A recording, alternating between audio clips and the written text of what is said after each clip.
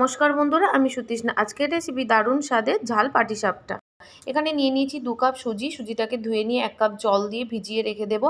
প্যানে সর্ষের তেল গরম করে নিয়ে দিয়ে দেবো সর্ষে ফোড়ন, দিয়ে দেবো কারি পাতা, রসুন কুচি, আদা কুচি, একটু ভালো করে নাড়াচাড়া করে দিয়ে দেবো কুচিয়ে রাখা পেঁয়াজ।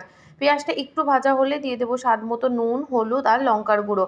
খুব ভালো করে মিশিয়ে নিয়ে দিয়ে দেবো সেদ্ধ করে রাখা আলুটাকে ভালো করে মশলার সাথে ম্যাশ করে একটা পুর বানিয়ে নেব।